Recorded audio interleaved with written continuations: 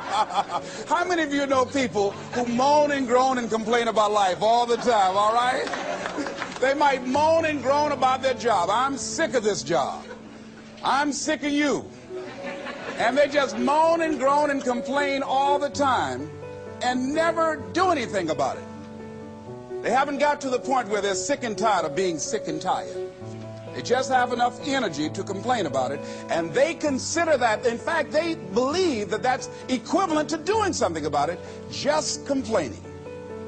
No, that can't get you where you want to go. That cannot create your reality for you. The other thing that keeps most people from realizing their true greatness and their true potential, circumstances, their environment. There are many people who believe because of where they're born, because of the area where they are in life and where they find themselves, that's all they know. Given my circumstances, ladies and gentlemen, I shouldn't be doing what I'm doing right now. See, I know something about you, even not knowing you, that you've got greatness within you. You have the ability to do things that you can't even begin to imagine. You have talents and skills in you that you haven't even begun to reach for yet.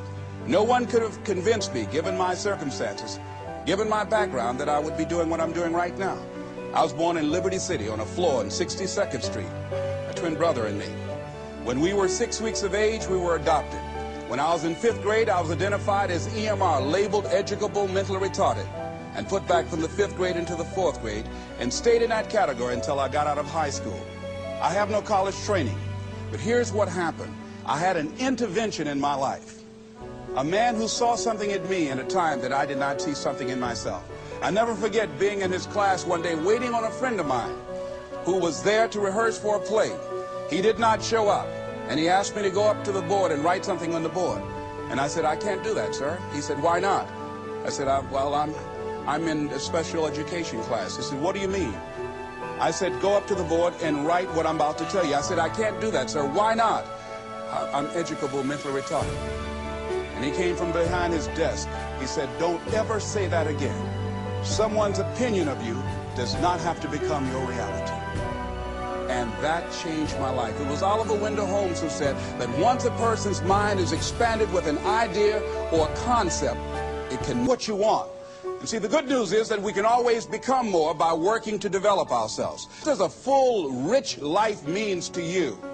What is it that you could love doing 7 days a week that'll bring a smile to your face? Think about that. In all the areas of your life, your professional life, your personal life, your family life, your spiritual life, what is it that you'd like to have? Once you begin to determine that, that takes you to the next step. And that is, once you decide what it is that you want, now you've got to decide that you deserve that. Repeat after me, please. I deserve the best that life has to offer. I deserve to find my purpose in life. Shake somebody's hand on your right and left and say, find your purpose.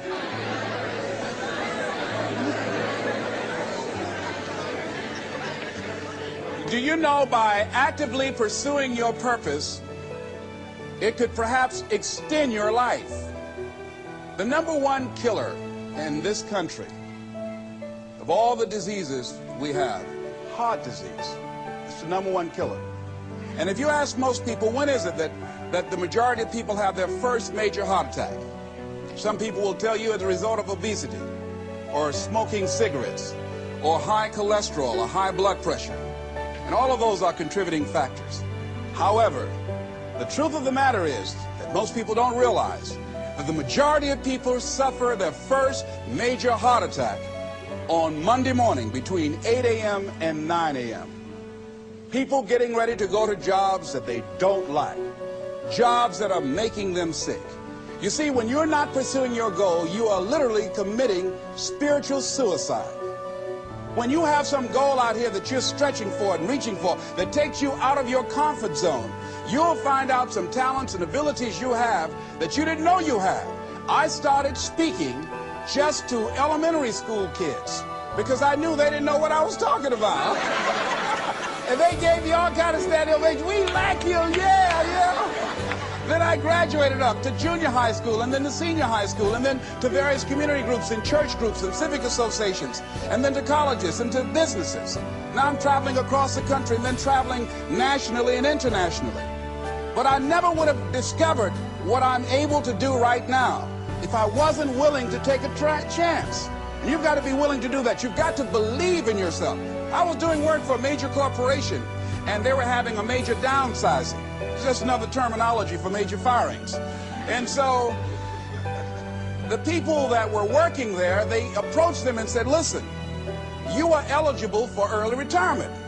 We will give you a buyout package of $300,000 if you take it within this time frame. However, after this time frame, when we have the downsizing, you might be among the people cut, and you will lose all of benefits that we're talking about right now. And the most you can get is 2 weeks severance pay. Ladies and gentlemen, only 50% of the people that were eligible took this. Let me tell you something. If I'd been there, I'd have gone to ask for your check. Listen, Marvin told me to get his check. He's home with his mama.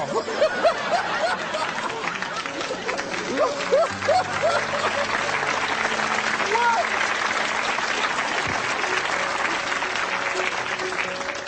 I would have taken that money so quick and had other people checks. They said, Les got your check. See, ladies and gentlemen, life is too short trying to play it safe.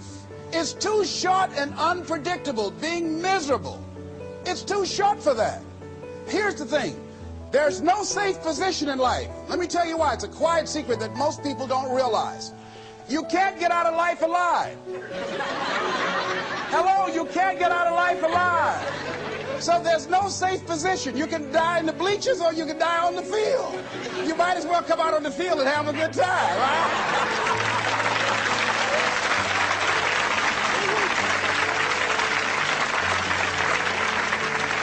So if you want to make this your decade, you've got to decide to be bold. So you got to be bold in life. You got to take life on. I remember I was at a major corporation. I had to give a presentation, and there were two guys sitting across from me, and the guy said to the other fellow, looking at the last two finalists, and that involved my firm and their firm, said, listen, looking at the credentials, this guy doesn't have any credentials. We have an advantage here. We've got 2 PhDs between us. I got up and I went in the bathroom and started talking to myself. I said, Les Brown, what do you care about their 2 PhDs? You have 6 children and a mama to take care of. And I went in that meeting, and first of all, I went there walking bold, looking good, feeling good, and smelling good, all right?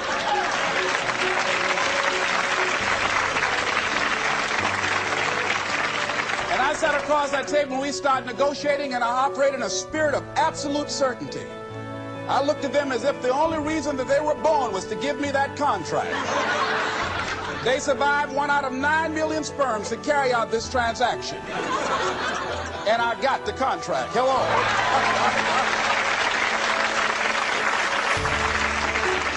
So you got to decide to be bold. Most people go through life trying to creep. No, no, no. Trying to be casual about it. No, no, no. You go through life being casual, you'll end up a casualty. No. You've got to be bold in life. You've got to take life on.